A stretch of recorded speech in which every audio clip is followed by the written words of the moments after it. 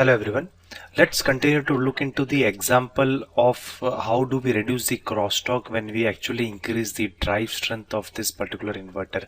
So what happens when we increase the drive strength? We are actually making the resistances of this particular of the transistors which are present in this particular inverter as small as possible. So if the resistance is low, you see a very faster switching activity.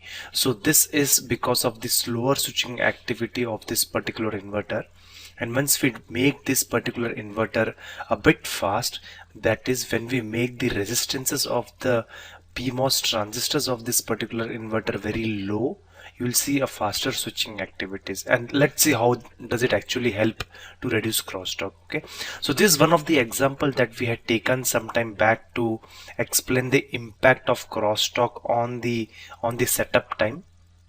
We had done a similar analysis for the whole time as well. So let's try to understand how does the varying the drive strength of this particular inverter helps to reduce your crosstalk. So initially this was the scenario that we had. The delay of this particular inverter cell was D, and X is the amount of crosstalk. X is the delay that was introduced due to the crosstalk effect on this particular net. So the complete delay of this particular cell became D plus X, and this D plus X got accounted for in the data arrival time. And data arrival time, which is supposed to be less than the data required time, becomes more and more greater than the data required time, because as and when your crosstalk increases for each and every stage, over here we are looking for a single stage, as and when the crosstalk increases for subsequent stages, the value of this X increases. It goes beyond the data required time, and as a result of that you see a slack, you see a negative slack. So how do we control this? How do we control this particular behavior of the circuit? There are ways. So the one technique we saw was to increase the drive strength of this particular cell. So what happens when we actually increase the drive strength or modify the drive strength? In this case, we will increase the drive strength.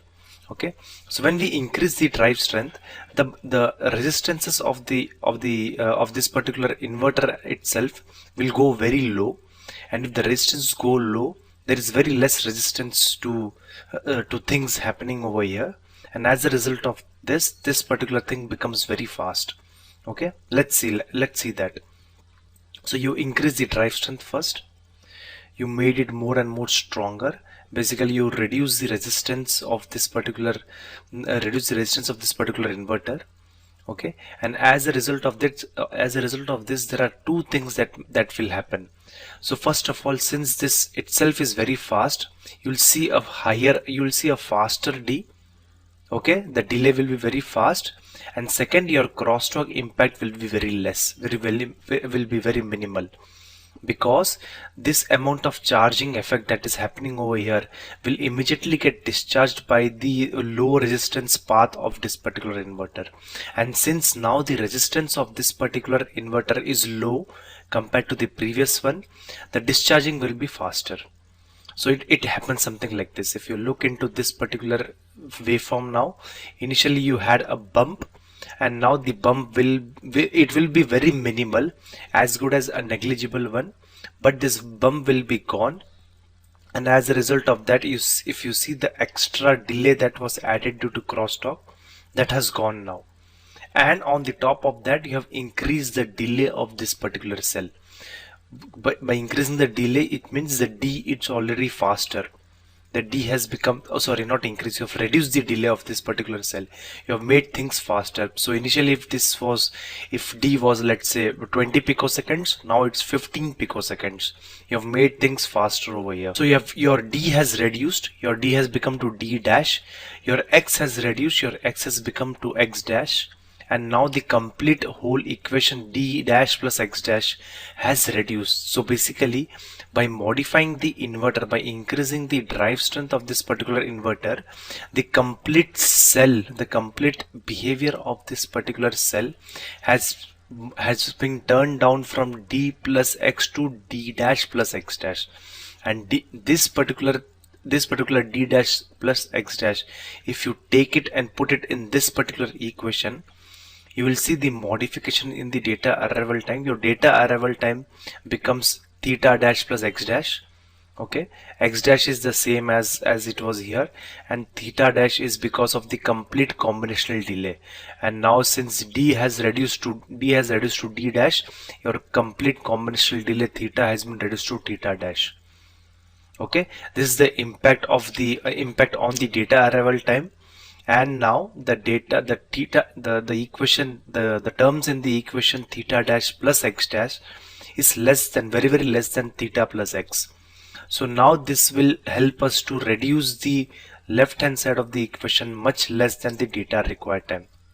And that's what is expected. We want the data arrival time to be as less as possible compared to data required time.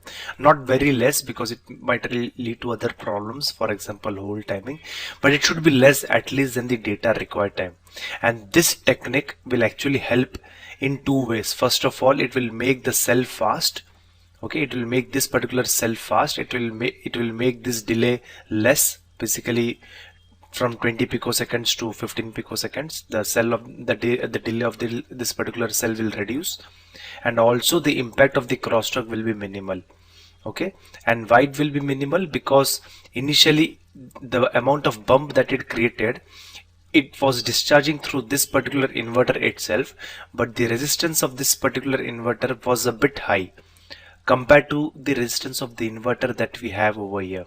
So in this case the resistance is very low. As a result of that, this bump will get discharged faster, and hence we see a lesser delay. As a result of that, the data arrival time reduces, and this will help. This is how you can reduce the impact of crosstalk without modifying anything, without rerouting, without adding anything, without even adding the shields. You just modify the drive strength of this particular cell, and here what you get.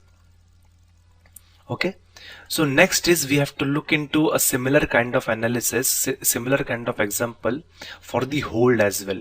So let's look into the hold analysis. So in the hold, let's assume this particular cell was very strong. Let's say we'll take the example of the previous diagram that we used. We have taken the same, this is some other section of the circuit. Okay, and we have used a strong driver over here. Strong driver, it means that the resistance of this particular inverter is already low. It's very low. Okay, so as a result of that, your things will charge very fast. And the crosstalk on the top of that will make it even faster. And since things are very fast, your data arrival time will become very fast. Okay, we want the data arrival time to be greater than the data required time, but since things becomes very fast because of crosstalk and because of this high drive strength cell, your data arrival time tends to go below data required time, and as a result of that you see a negative slack. So similar way, what do we do is we go the opposite way. In this case, what we will be doing is we'll take this particular inverter, okay, and try to modify its drive strength. In the previous case we increase the drive strength. In this case we will reduce the drive strength. By reducing the drive strength, what am I exactly doing? We are actually increasing the resistance of this particular inverter. And once you increase the resistance of this particular inverter will take some time to charge this particular output net. This is the amount of time that it will take. So the concept is, since this particular net is affecting this particular victim, and this victim is also charging, it's also charging very fast. What if we make the victim charge a bit slow? So if the charging of the victim becomes slow, then the impact of crosstalk will still be there, but it will be minimal. In the previous case, what was happening? This was fast, the charging was fast, and the crosstalk effect was making it even faster. Now what we'll do is we'll try to control the crosstalk by reducing the drive strength of this particular cell. Okay, by reducing the drive strength of this particular cell, what we are doing, we are actually increasing the amount of time required for this particular cell to charge its capacitance, to charge the net. And on the top, once you try to modify the delay of this particular cell, the impact of crosstalk will still be there, but it will be minimal. So in this case, what we have done is we have increased the delay of the cell, we have reduced the crosstalk effect on this particular net, and as a result of that, this complete equation gets increased. So d minus x was something, now d increases, x reduces, so d minus x also increases. You can work that out as on a piece of paper where your d increases in this direction, your x reduces in this direction, and as a result of that, your d minus x will reduce. So d minus x as a whole was some number, and now it is d minus x dash. So this let's say initially its delay was let's say 10 picosecond. Now we have made the delay of this particular cell as 15 picoseconds because of the amount of time it will need to charge this particular net. Okay, so this particular equation as a whole, when taken to the data arrival time, it will increase the data arrival time because your theta minus x increase. Because your d increases, your complete combinational delay increases.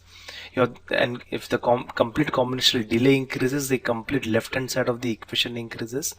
And as a result of that, we'll try to maintain this particular scenario where it says the data arrival time should be greater than data required time. So we have to find out some way to increase the left hand side, and this is what we have done. We have reduced the drive strength of this particular cell, increased the delay of this cell, and as a result of that, this impacted the complete equation over here. And now if you see, the theta minus x dash is greater than theta minus x, and helps us satisfying this particular equation. So these are the ways you can by modifying the drive strength of cell, that can actually help to reduce the crosstalk effect on your cell. Okay, so with this we actually complete a section of the course which is about crosstalk, delta delay, and timing. There is a different kind of noise that is also introduced, that is not related to the crosstalk noise, but it's something called as power supply noise. So the power supply design itself should be so robust that there are some kinds of noise that it creates, and that should be reduced. There are something called as voltage droop, ground bounce, and all those kind of thing. So what we'll do is, since I'm already running out of time, we'll introduce this particular section in the next video, and try to learn a bit, try to add some learn some concepts about the power supply noise and the ways to reduce it. So let's try to do all this in the next video. Thank you.